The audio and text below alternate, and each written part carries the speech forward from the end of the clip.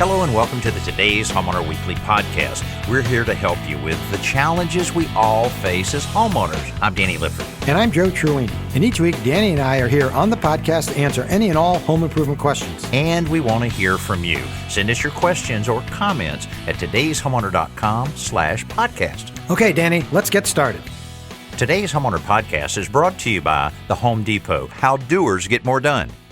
This week, we talked to a homeowner that's trying to figure out what to do about her dark den of the 70s. You know what I'm talking about, where we used to use a lot of paneling in dens to make it warm and cozy, but now we want something a lot lighter. You know what? There's a lot of very inexpensive options that you can do to make that paneling look like drywall, or you might want it to look like stucco or plaster. There's a lot of different ways we can go. We'll share a lot of ideas with you there. Hey, if you're thinking of replacing windows in your house, it can be a little intimidating and really confusing because when you start talking to different salespeople and all, they're always going to tell you they have the absolute best. Well, we cut through all of that and tell you the two different levels of windows and some of the things you need to consider if you're thinking of replacing that extremely important component of your home. Another question we get a lot is about hardwood floors. You know, to refinish hardwood floors is a pretty significant project, but you can make those hardwood floors look a lot better in only an hour. Once you have the furniture moved, I'll tell you exactly how you can do it, and you're probably looking at that hardwood floor right now thinking, yep, I could use a little help. I'll share with you some things that you can do to make it look a lot better. Also, do you have any interior doors in your home that just basically have a mind of their own, that they open, they close, they are halfway open, and that can be dangerous and very aggravating, but you wouldn't believe the simple solution that I have for you that can solve that problem in just minutes. We have all this and a whole lot more to share with you, so let's get started. Hey, we want to help as many people as we can, and we're going to start out in Pennsylvania with Diane. Diane, welcome to the Today's Homeowner Radio Show. Well, thank you very much. I'm glad to be talking with you. Well, good. We want to help you any way we can here. I understand you live in an older home. Tell us about some of the things you're considering in terms of how to attack this paneling. Well, I really like plaster walls, and I'm not sure if I want to go with plaster or drywall. But the one thing I know is I want to get rid of the paneling. I've looked at it for 23 years since we bought this house, and I'm really tired of it. Mm-hmm. And I don't know how to go about dealing with it. Should I remove the paneling and then deal with what's underneath, or should I just put something over top of the paneling? Okay. Well, we've done it all. I've done everything that you can imagine when you're talking about paneled walls like that. And now, let me ask you this. Do you happen to know the thickness of the paneling? And the reason I ask this is because most sheets of paneling would be about a quarter inch thick, something like that. Is that what you feel that you have, these actual sheets of paneling? That's what I would think, yeah. Okay. Well, that's far more common than not. So here are several options, and I hope this doesn't confuse you on the different ways to go, but I can kind of point out the pros and cons of it. First of all, you can remove all of the paneling. In order to do that, you're going to have to remove your crown molding, window moldings, base moldings, and so forth. The advantage in doing that is basically you're getting rid of that sheeting that you have in there, and then you can add additional insulation if you need it. And you can also alter any of your electrical, adding some outlet switches, running speaker wires, running more cable lines. So you have access to the interior of the walls if you need that. And so that's one of the advantages in doing it. Certainly this is a little more expensive because then after your drywall's up, then you have to come back and put that the moldings back up. But if you're careful with it and you're removing that molding very carefully, nothing wrong with pulling those nails right out, putting it right back in place, because that molding you have in the house, there's probably basically better quality than you probably would be able to purchase. So that's one way of going about it, but you can install the drywall over the paneling. The challenge there, again, you don't want to butt that down on top of any of your molding. You're still needing to take that molding off. You're just saving the step of not having to take the paneling off. But one of the things, Diane, is the electrical outlets and the switches. You're going to have to move those out of the thickness of that drywall. So that'll be something that you may want an electrician to take care of, because that's a kind of a tedious type of project right there in order to do that. But now, if you like a plaster look, you can really apply a plaster finish to drywall with just a little bit of texture to get that type of look on it. You can do that to drywall. Yes, ma'am. You absolutely can. It's most commonly it's called orange peel, but the experienced drywall finishers can adjust what they call their hopper gun in order to apply just a little bit different thickness so that it does simulate plaster walls a lot. Because a lot of times when you're in an older house and you don't want this slick drywall right next to a heavily textured wall. So this is a way that you can blend all of that in and make it look like it's original part of the house. Well, that's very interesting. I didn't know that.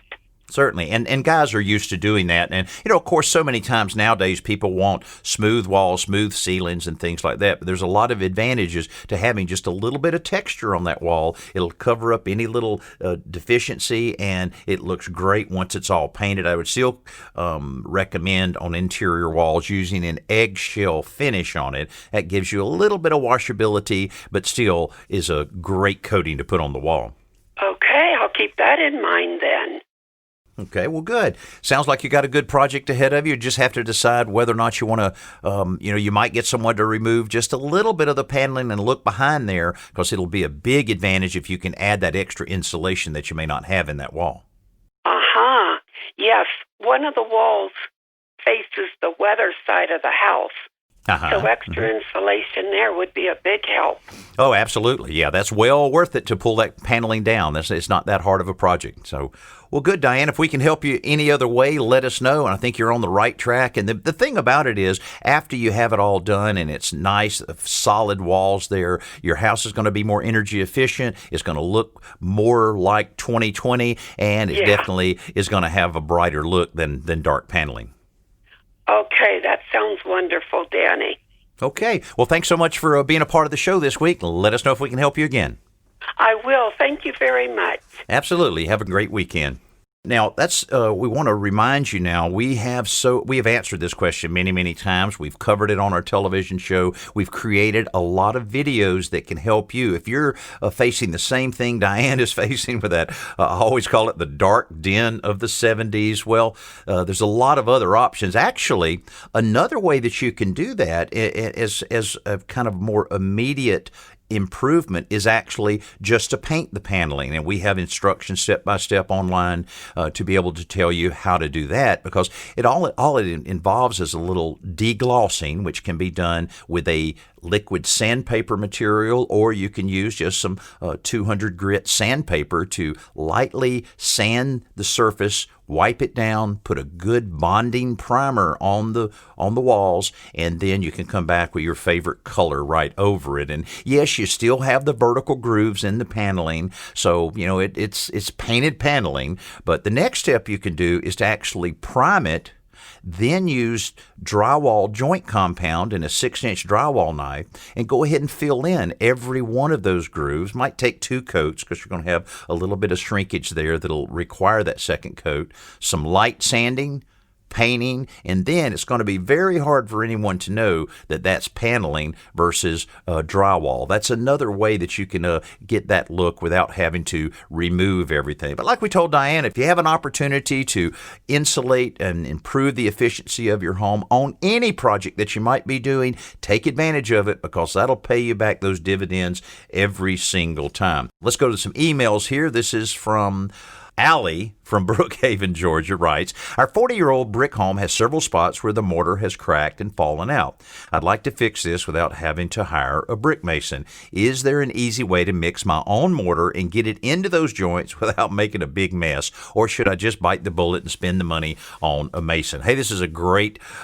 question, and something I actually was dealing with on a house just the other day. And well, first of all, yes, you can buy pre-mixed mortar and do the job yourself. But in addition to the mortar, you'll need to find something here called a grout bag, which is like a heavy-duty cake decorating funnel that you use to force the grout into those mortar joints. It can be a little messy until you get the hang of it, but it's extremely effective. Now, the second part of that is using the right material, and Quikrete makes a mortar repair material that's a sanded acrylic formula that will adhere to brick, block, stone, concrete surfaces, just about anything. But unlike a normal caulk, it has a texture and color that blends in perfectly with surrounding mortar. Now, it comes in a tube similar to caulk, but it has a square applicator tip that allows you to create smooth mortar joints. So either way you go, you'll get a good, flawless repair, but I would recommend using Quikrete Mortar Repair. It's designed exactly for this type of repair,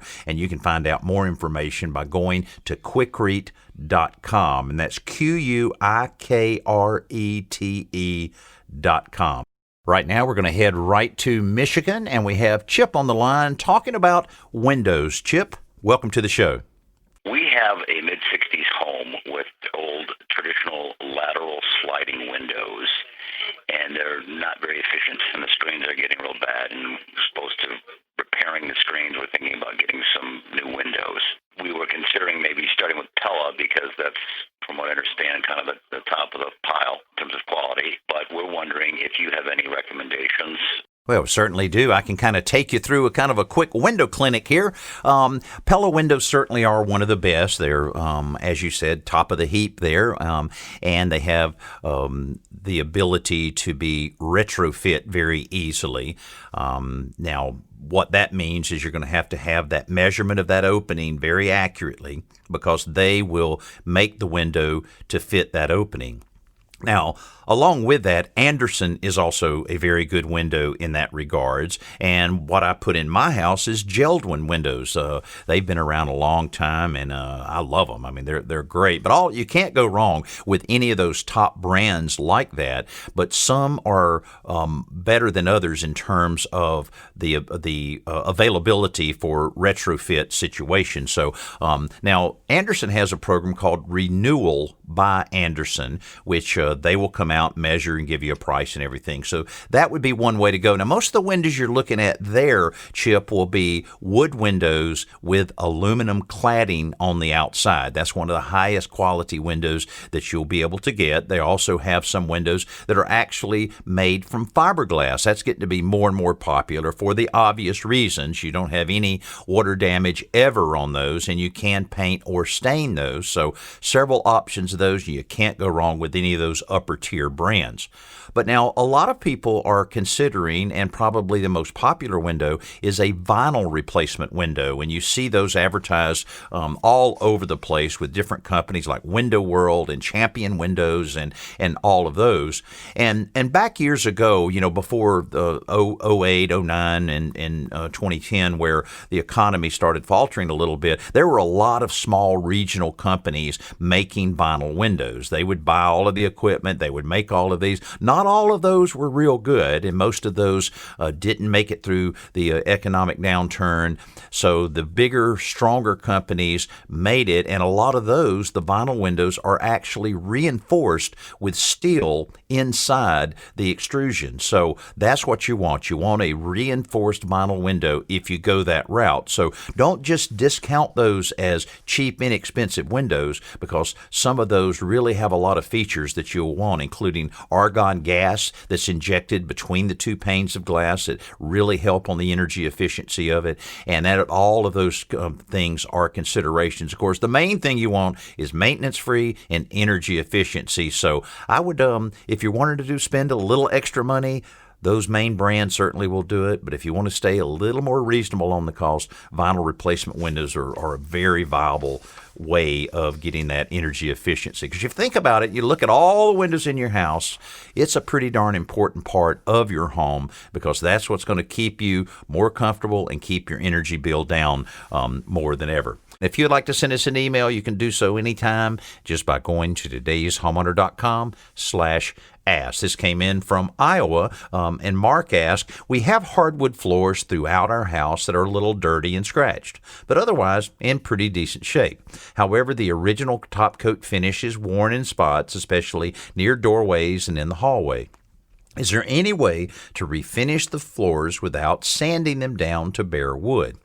We have small children, and I'd rather not create all of that dust. By the way, the floors are oak, if that matters. Thanks for any suggestions. Okay, I have a couple things there, Mark. One way of doing this, and I actually kind of found out about this just recently.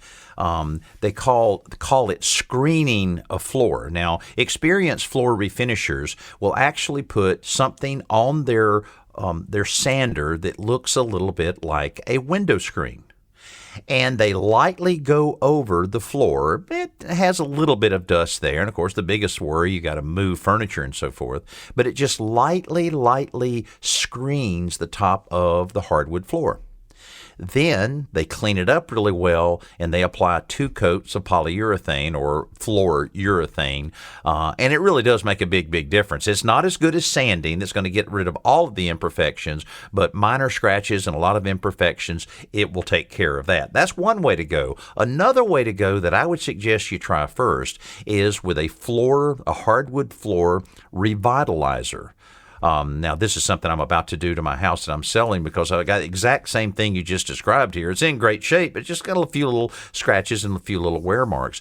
Here, all you do is just clean the floor and then apply this with a mop, basically like a sponge mop.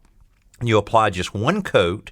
Within an hour, you can put your furniture back. So hardwood floor revitalizer is all you need to look for. There's several brands that are available out there, and I would try that first, and you might look at it and go, wow, this looks great. I almost want to relate it to like putting Armor All on your dashboard of your car that, it looks a little, it's just okay, it's not too bad. You put that on there, and it almost like it's moisturizing it, and that's exactly what the revitalizer will do. So great way to go on that.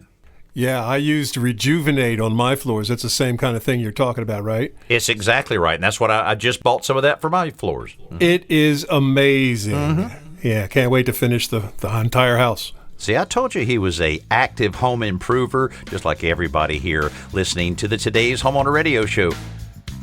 Time for our Best New Product segment, brought to you by the Home Depot. How doers get more done. There's nothing more frustrating than trying to stop a leak, especially if you caused it yourself with maybe a misplaced nail or screw. Now, you want a fast, easy solution, and that's where Aqua-Seal tape from Nashua tape comes in. This 3-inch wide tape seals and protects both wet and dry surfaces. So you think about it. You can use it on gutters, galvanized pipes, vinyl siding, aluminum, glass, and wood. It's ideal for patch and repair use where moisture is present, and it provides a permanent bond. In fact, you can even use it underwater where repairs would ordinarily be completely impossible. Now, the extra wide 3-inch roll offers plenty of coverage, and the tape itself remains pliable so it doesn't dry, harden, or crack, which means that quick repair will last a long time. And for more information on this Nashua tape, this 3-inch Aqua-Seal tape, you can log on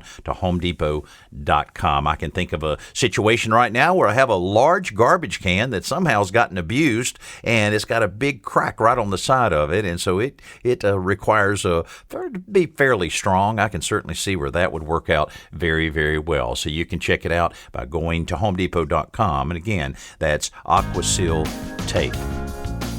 Hey, another significant member of our Today's Homeowner Radio team is our engineer, Dennis Gould. Now, not only is he a wizard at all of these little controls and this audio, things like that, he's also a very active home improver, and Dennis, you always have something going on. We were talking earlier about draining a tankless water heater, which surprises a lot of people that you have to do that. But you always have something that you're planning. What's on the agenda now? Yeah, I'm real good about planning. It's doing that's a problem.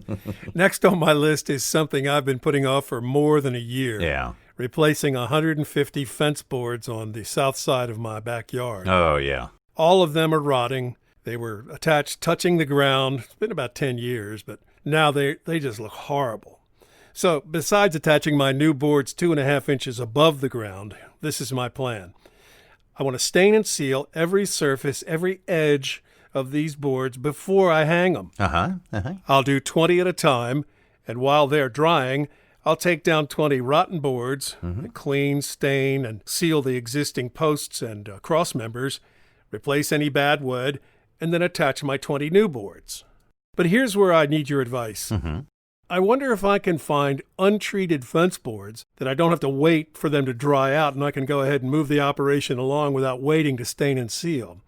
You know, the conventional method is to hang treated boards, wait a month or more, and then stain and seal. Yeah. By the way, I'll be using screws instead of nails. And drilling and driving with one of my favorite tools, that Works cordless drill driver. Oh, yeah. You know, it has the 2 chucks so you can drill the hole, flip it to the driver, and drive that screw home. Yeah. Well, that's a good idea. Coated screws are always the best. And with the wood like that, it would be still good to use treated wood, even though I know you're aware that has to dry out a little bit. But I'll tell you, if you'll go and hand pick those boards to make sure that they are being stored inside, then you won't have the moisture problem of having to wait a long time on that.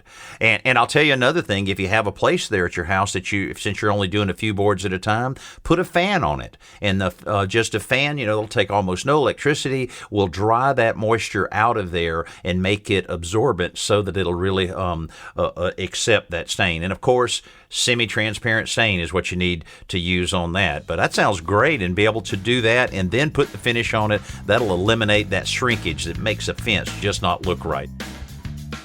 On our today's homeowner hotline, we get a lot of calls where people leave us a question, and we have no way of getting back in touch with them except over the radio. We're going to tackle some of those right now. The first one, Janet in Michigan. I have a question about cleaning my walls. We have wood furnace and wood stove, and I know they need washing. But what's the best thing to use? Okay. Well, I'll tell you what, I've had to do this a lot over the years. And, when you're talking about a wood stove or furnace, you're talking about, you're going to have a buildup on it no matter what type of venting that you have in there.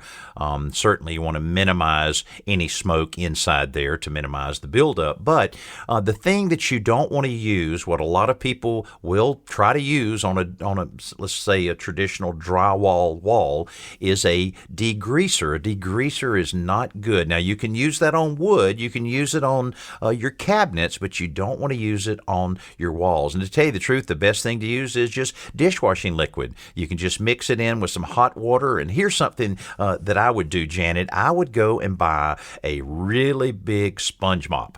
And, you can buy these things like 12 or 14 inches and have a fairly thick pad on them. And they have the little thing that you can kind of squeeze out the liquid. That and a 5-gallon bucket will do it as quickly and as easily as just about anything. And you want to minimize the amount of water that you put on it, of course. Also, be careful around those electrical outlets. I've heard of people getting some pretty significant shocks by just not thinking of that. Water running down, they get a little close to it, and all of a sudden their hair is standing up on end. So, yeah, let's avoid that. But just use a little bit of moisture, a little bit of dampness on the sponge to clean everything there. It'll make a big difference in the overall look of it, but you'll want to do it all to make sure that you might even have to, depending on how dirty it is, halfway through that, change the water out for some new water. Let's go to another recorded call. John down in Florida. I have a question about a water heater in a home. Installed brand new one, and for some reason it doesn't seem to be making the water hot.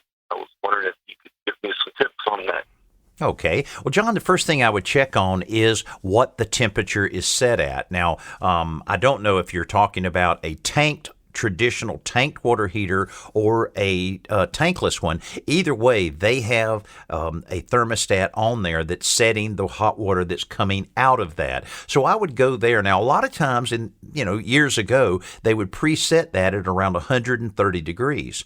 And one of the recommendations we make a lot of times to our listeners here on today's Homeowner Radio is to turn that down a little bit, maybe to 110. You'll find that it usually takes care of your hot water needs, and you can save a little money along the way. But I suspect here, when it was being installed, that default temperature changed in some way, and it may be down closer to 90 or 100 degrees. So you'll want to bump that up to at least 110. That's what I would suggest. I'm sure you'll find that, because other than that, unless the unit is defective, there's not many other things that can take place since you removed one and put another one in. So I'm pretty sure you'll find that it's the thermostat on there. Now, on a tankless heater, it'll have a reading right on the very front of the unit, whether it's in the attic like mine is or out on the outside wall like it's very common installation. Just go and check it out. Now, on a tanked water heater, you might have to remove that access, and you'll see a small little dial that can be changed by just using a small slotted screwdriver. So I'm sure you'll find it there. Hey, let me share with you something else here. And this is our Around the Yard segment sponsored by Pavestone. And this is funny that we're just coming off of this call with Marie talking about weeds, because it's a constant for most homeowners. Whether we baby our lawns or not, most of us have to deal with weeds. In fact, I planted this whole new lawn after building my new house, and I did all the right things to start off weed-free, and it's amazing. Here you have I put down 55 pallets of brand new sod. There's no way weeds can get through that, right? Well, in a few months, I'm starting to see a few weeds here. But the thing that I've decided after talking to a lot of experts is sometimes weed control is nothing to do with spraying the weeds themselves, but it's really building up the strongest turf you possibly can. The presence of weed is usually a clue that your grass isn't completely happy. So if you focus on improving your soil and getting your grass healthy, many of the weeds will disappear on their own. And if your soil and lawn are in really poor shape, it may take a few years to transform it, but here's what you need to do to get started. Test your soil regularly. You'll be amazed at what you can find. I took 4 soil samples, sent them in, and then now I have all of this documentation of exactly what I needed to do to improve the soil. So I was able to do all of that, and a lot of that's before you put the grass down, but a lot more of it is after the grass is planted. Next, you want to make sure that grass has room to grow. So if you've got an existing lawn, using an aerator, core aeration will loosen up that compacted soil to allow a lot more room for the roots to grow and open up the soil a little bit. Also, watering is, if it's required, do it right. Frequent light waterings are a lot better than a heavy watering every now and then. And finally, when you mow, keep your grass in mind. Make sure that you're not cutting more than a third of the blades off so that you're not destroying it. And that way you work together. These are good common sense things, but do it on a regular basis. Then the grass will be healthy enough that it chokes out the weeds, and you'll be so proud of your lawn. And what a great time of the year to spend some time out in the yard. And this Around the Yard segment brought to you by our friends at Pavestone. Well, usually my buddy Joe is with me, and usually at this time of the show, he shares a simple solution with us. He's off this week, but he did leave a really good simple solution, and this is one I've used many, many times. Have you ever gotten up out of the bed to go to the bathroom or kitchen or whatever, and all of a sudden there's this door that's like has a mind of its own that just kind of will open up, and you inevitably going to walk right into it? Well, when a door's open, it should stay open. When it's closed, it should stay closed. But if you have one that's kind of confused on that, here's what you can do. Just take your screwdriver and a hammer and pop that hinge pin out. Just one. Just take that hinge pin out, put it on a hard surface, and hit it with a hammer. And all you're wanting to do is just bend it just a little bit to create some some a little bit of friction so that the door will stay where you want. It's such a simple thing to do, but you'll be surprised. Like right now, you're probably thinking of a number of doors in your house or around your office that's exact thing that it does. So that's all you have to do. And in some cases, you may have to do 2 hinge pins, but that's as simple as it is. Only takes just a few minutes, and that's what simple solutions are all about.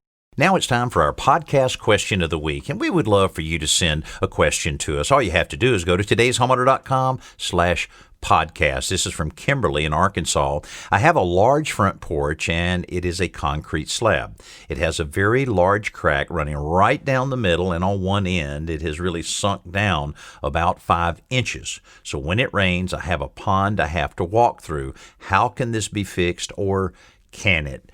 Well, Kimberly, I think with it being that severe, if it's fallen 5 inches, there's a real strong settlement issue there. And it's certainly not something that I would suggest a homeowner try to tackle. So I would definitely get a foundation expert out there, and you'll find some people in your area that can actually jack that back up. Some use a very high-density foam. Others use regular hydraulic jacks. But you might want to check that alternative to see what that would cost. Most of the time, that cost is so high, it's better just to go ahead and remove the slab and replace one. There again, that would really need a professional to take care of that. And guys that routinely pour concrete slabs in residential situations, they've faced this before. They know exactly what to do. So a little bit of homework there. Be patient with it and ask lots and lots of questions. But this is something I'm afraid you're going to have to go ahead and replace. But when you replace it and when it's redone, you just want to make sure it's done right so that you never have to worry about it again. I always hate telling anybody bad news like that, but that's really what you're going to have to face there. Get a pro out there, get several pros out there, and you'll know the right way to go. Again, I encourage you to send an email to us on the podcast, todayshomeowner.com/podcast. My buddy Joe Truini will be back with us next week, and certainly appreciate you taking some time to listen to this Today's Homeowner podcast. I'm Danny Lipford. We'll see you soon.